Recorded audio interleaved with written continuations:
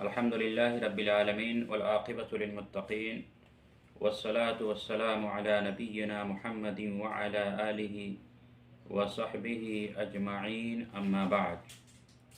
فقد قال اللہ تبارک وتعالی فی کلامہ المجید اعوذ باللہ من الشیطان الرجیم بسم اللہ الرحمن الرحیم یا ایہا الذین آمنوا کتب علیکم الصیام کما کتب علی الذین من قبلکم لعلکم تتقون۔ محترم ناظرین کرام، یہ رمضان المبارک کا مہینہ ہے اور آج رمضان المبارک کی 13ویں تاریخ ہے۔ محترم ناظرین، دروس رمضانیہ کا یہ جو سلسلہ ہے، اس سلسلے کو آگے بڑھاتے ہوئے میں مشتاق احمد سلفی آپ کی خدمت میں حاضر ہوں۔ آج کے درس کا جو موضوع ہے وہ ہے روزوں کا بنیادی مقصد تقوی۔ محترم ناظرین، تقوی کی اہمیت اور ضرورت اتنی ہے کہ جیسے ہمارے لیے ہمارے جسم کو نشو و نما پانے کے لیے کھانے پینے کی ضرورت ہے۔ محترم ناظرین،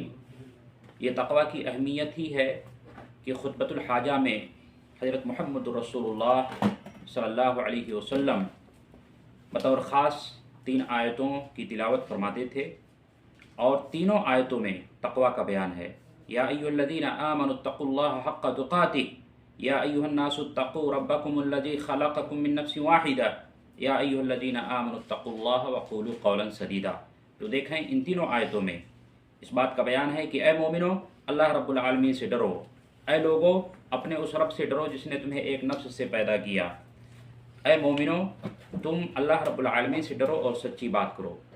تو دیکھیں، خطبۃ الحاجہ میں اللہ کے نبی صلی اللہ علیہ وسلم جب بھی کہیں نصیحت فرماتے تھے تو خطبۃ الحاجہ کے اندر ان تینوں آیتوں کو پڑھتے تھے جس میں تقوی کی بات کہی گئی ہے۔ محترم ناظرین،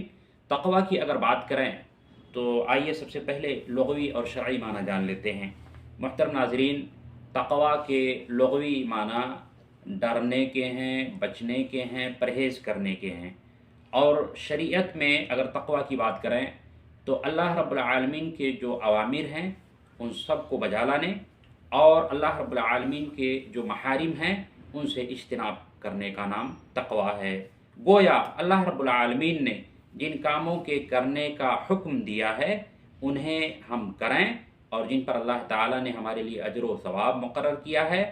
اور اسی طور پہ وہ کام کہ جن کے کرنے سے اللہ رب العالمین ناخوش ہوتا ہے اور جن کے کرنے پر اللہ رب العالمین نے عقاب اور سزا مقرر کیا ہے تو ان کاموں سے ہم باز رہیں۔ یہی تقوی کی لغوی اور شرعی تعریف ہے۔ محترم ناظرین، تقوی کی اہمیت تو اتنی ہے کہ اللہ تعالیٰ نے اس دنیا کے اندر جتنے انبیاء کرام مبعوث فرمائے سبھوں نے اپنی امت کو تقوی کی طرف دعوت دی۔ چنانچہ اللہ رب العالمین ارشاد فرماتے ہیں، اذ قال لهم اخوهم نوح الا تتقون، جب ان سے ان کے بھائی نوح نے کہا علیہ السلام کہ تم کیوں نہیں تقوی اختیار کرتے۔ اسی طرح سے حضرت ہود علیہ السلام کے بارے میں آیا ہے، اذ قال لهم اخوهم ہود الا تتقون، جبکہ ان کے بھائی ہود نے ان سے کہا کہ تم تقوی کیوں نہیں اختیار کرتے۔ اسی طرح حضرت صالح علیہ السلام کے بارے میں قرآن کریم میں آیا ہے، اذ قال لهم اخوهم صالح الا تتقون، جبکہ ان کے بھائی صالح نے ان سے کہا تم تقوی کیوں نہیں اختیار کرتے۔ اسی طرح حضرت شعیب علیہ السلام کے بارے میں آیا ہے، اذ قال لهم شعیب الا تتقون، کہ شعیب نے ان سے کہا تم تقوی کیوں نہیں اختیار کرتے۔ محترم ناظرین، تو دیکھیں، نبیوں نے اپنی امتوں کو تقوی کی طرف رہنمائی کی ہے، تقوی کو اختیار کرنے کی ترغیب دی ہے۔ اس لیے ہمیں چاہیے کہ ہم متقی بنیں، ہمیں چاہیے کہ ہم پرہیزگار بنیں۔ محترم ناظرین، تقوی کے تعلق سے تقوی کسے کہتے ہیں اور وضاحت کے ساتھ اگر آپ جاننا چاہیں تو حضرت علی بن ابی طالب رضی اللہ تعالیٰ عنہ سے منقول ہے کہ التقوی ہی الخوف من الجلیل، کہ تقوی اللہ رب العالمین سے ڈرنے کا نام ہے، والعمل بالتنزیل، قرآن کریم پر عمل کرنے کا نام تقوی ہے، اسی طرح سے والقناعۃ بالقلیل، تھوڑے پر قناعت اختیار کرنے کا نام تقوی ہے، اسی طرح والاستعداد لیوم الرحیل، قیامت کے دن کی تیاری کا نام تقوی ہے۔ محترم ناظرین، اسی طرح سے اگر تقوی کی بات کریں تو ایک آدمی نے حضرت ابو ہریرہ رضی اللہ تعالیٰ عنہ سے سوال کیا کہ آپ مجھے تقوی کے بارے میں بتلائیں کہ تقوی کیا چیز ہے، تو انہوں نے صاف لفظوں میں کہہ دیا کہ کیا تم کسی خاردار راستے سے گزرے ہو؟ انہوں نے کہا ہاں، تو کہا اس موقع پر تم نے کیا کیا؟ کہا کہ میں اپنے دامن کو بچاتے ہوئے گزر گیا۔ کہا یہی تقوی ہے،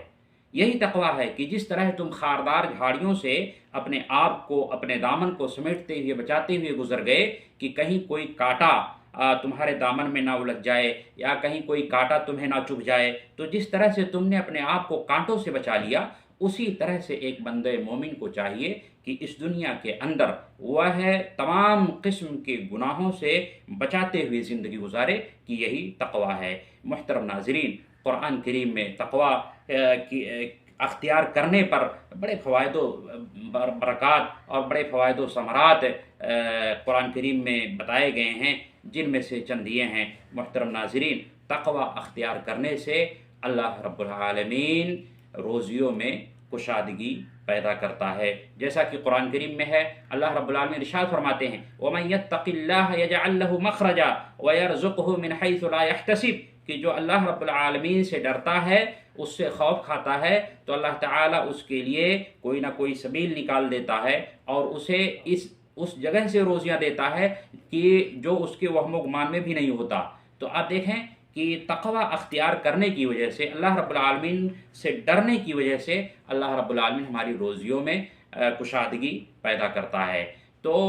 ضرورت اس امر کی ہے، اگر ہم یہ چاہتے ہیں کہ دنیاوی زندگی میں اللہ رب العالمین ہمارے مال و منال میں برکت دے، ہماری روزیوں میں برکت دے، ہمارے اہل و عیال میں برکت دے، تو ضروری ہے کہ ہم اللہ رب العالمین سے خوف کھائیں، اللہ رب العالمین سے ڈرائیں۔ پیارے دوستو، تقوی کے سلسلے میں ایک عربی شاعر ابن المعتز کہتا ہے کہ خلل ذنوب صغیرہا وکبیرہا ذاک التقی واصنع کماشٍ فوق ارض الشوک یحضر ما یری، کہ تمام چھوٹے بڑے گناہوں کو چھوڑ دو کہ یہی تقوی ہے، تمام چھوٹے بڑے گناہوں سے باز رہو کہ یہی تقوی ہے۔ وَاصْنَعْ كَمَاشٍ فَوْقَ أَرْضِ الشَّوْكِ يَحْذُرُ مَا يَرَى، اور اس دنیا کے اندر روئے زمین کے اوپر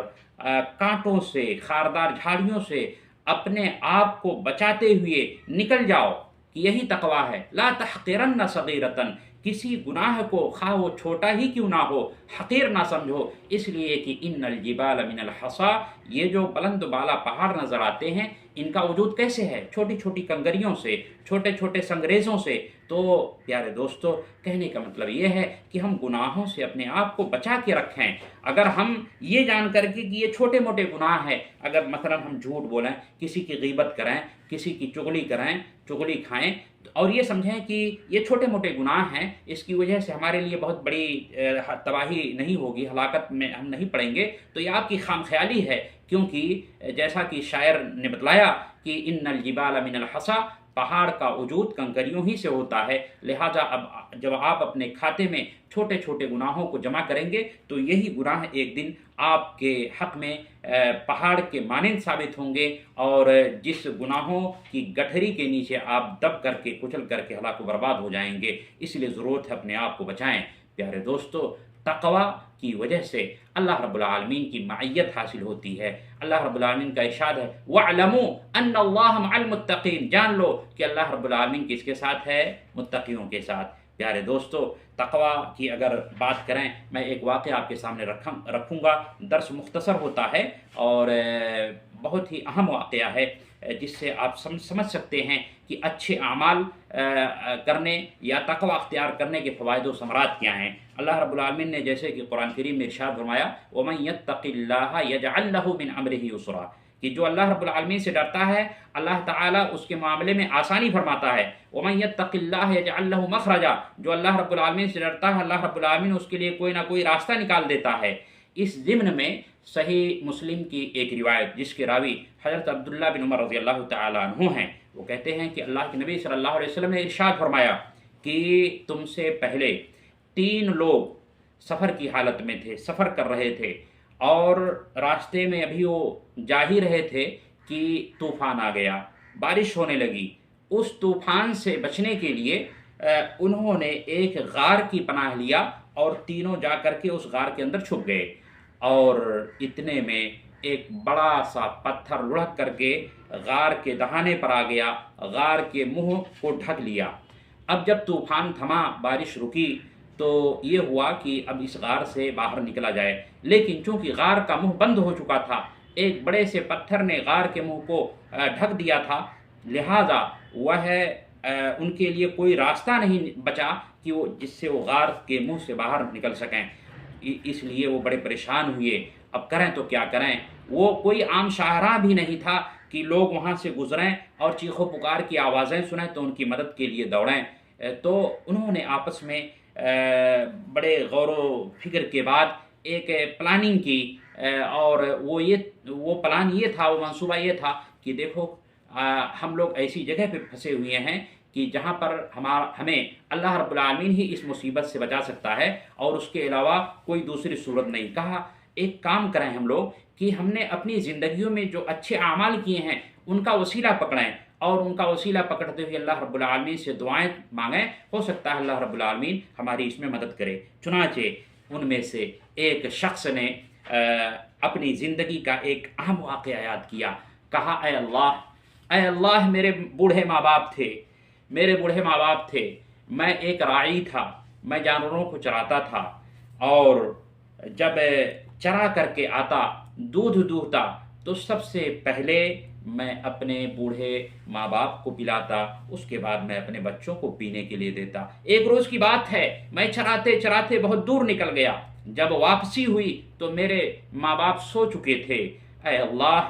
میں نے یہ گوارا نہیں کیا کہ میں اپنے ماں باپ کو جگاؤں، کیونکہ اگر جگاتا تو ان کی نیند میں خلل پیدا ہوتا، اس لیے انہیں جگایا بھی نہیں۔ میرے بچے بھوک و پیاس سے بلک رہے تھے، لیکن چونکہ میرا یہ معمول تھا کہ میں اپنے والدین کو اپنے بچوں پہ ترجیح دیتا تھا، پہلے اپنے بوڑھے ماں باپ کو پلاتا، پھر اپنے بچوں کو دودھ پینے کے لیے دیتا، اس لیے بچے اگرچہ روتے رہے، بلبلاتے رہے، لیکن میں نے انہیں دودھ دینا گوارا نہیں کیا، یہاں تک کہ صبح ہو گئی، اور جب والدین بیدار ہوئے تو سب سے پہلے میں نے انہیں دودھ پیش کیا، اس کے بعد اپنے بچوں کو دیا۔ اے اللہ، اگر میں نے یہ کام تیری مرضی کے لیے کیا ہے، تیری خوشی کے لیے کیا ہے، تو آج اس مصیبت میں ہم لوگ گرفتار ہیں، اے اللہ تو اس مصیبت سے ہمیں نجات دے۔ چنانچہ وہ پتھر تھوڑا سا کھسکا، لیکن ابھی اتنا راستہ نہیں بنا تھا کہ وہ اس غار سے باہر آ جاتے۔ پھر دوسرے شخص نے اپنی زندگی کا ایک بڑا ہی خوبصورت عملیات کیا، کہا اے اللہ میری ایک چچیری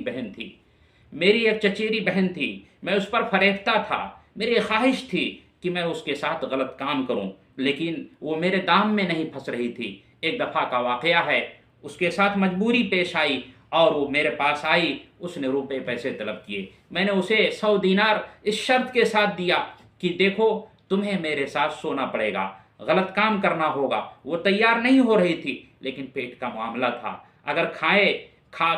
کھاتی نہیں تو مر جاتی، اس لیے کہا ٹھیک ہے کوئی بات نہیں۔ چنانچہ وہ دن آیا، وہ گھڑی آئی کہ جب وہ دونوں اکٹھے ہوئے اور اس نے 100 دینار تھمایا، کہا شرط کے مطابق اب مجھے میرا کام کرنے دو۔ اس بچی نے کہا اے اللہ کے بندے، رونے لگی، زار و قطار رونے لگی، آنکھوں سے آنسو نکل پڑے، کہا اے اللہ کے بندے، اللہ رب العالمین سے ڈر، اللہ سے خوف کھا اور اس مہر کو نہ توڑ۔ چنانچہ اس نوجوان کے دل میں تھوڑی سی بات اتری، کہا کہ اے اللہ کی بندی، تجھ سے یہ پہلا گناہ ہو رہا ہے، تو اتنا ڈری اور سہمی ہوئی ہے، جبکہ میں اپنی ساری زندگی گناہوں میں گزار کر کے آیا ہوں، میرا کیا حال ہوگا؟ تو وہیں پر اسے ہدایت نصیب ہوتی ہے اور کہتا ہے کہ اے میری بہن، یہ جو میں نے پیسے تجھے دیے تھے، اسے واپس کرنے کی ضرورت نہیں ہے، جا، میں تجھے فری میں دیتا ہوں۔ اور اس کے بعد پیسے بھی دیے اور اس غلط کام سے باز بھی آیا۔ کہا اے اللہ، اگر میں نے یہ کام تیری خوشی کے لیے کیا تھا، تیرے ڈر کی وجہ سے میں نے اس چچیری بہن کو بخش دیا تھا، تو اے اللہ جس مصیبت میں ہم گرفتار ہیں اس مصیبت سے تو ہمیں رہائی دے۔ اسی طرح تیسرے شخص نے اپنی زندگی کا ایک بڑا خوبصورت عمل یاد کیا، کہا اے اللہ ایک دفعہ کی بات ہے، میرا ایک اجیر تھا، ایک مزدور تھا جو مزدوری کرتا تھا میرے یہاں، ایک دن کی بات ہے جب میں نے اس کے ہاتھ پہ مزدوری رکھی تو اسے وہ کم سمجھ کر کے نہیں لیا اور ناراض ہو کر کے چلا گیا۔ اسی کی مزدوری سے میں نے جانوروں کو بڑھایا، میں نے ایک بڑا ریوڑ تیار کر لیا، اور ایک لمبی مدت کے بعد جب وہ میرے پاس آیا کہ مجھ سے اپنی اجرت لے، مجھ سے اپنی مزدوری طلب کرے، تو میں نے اس سے کہا کہ یہ جو ریوڑ ہے، یہ جتنے سارے جانور ہیں یہ سب تیرے ہی ہیں، جانور بھی تیرے اور ان کے چرواہے بھی تیرے، جا لے جا، سب ہاتھ لے جا۔ اس نے کہا آپ بھی کیا مجھ سے مذاق کرتے ہیں؟ میں آپ سے اپنی مزدوری طلب کر رہا ہوں، مجھے میری مزدوری چاہیے، آپ میری مزدوری دے دیں، میں اپنی مزدوری لے کے چلتا بنوں۔ کہا میرے بندے جو تو نے مزدوری، کہا اللہ کے بندے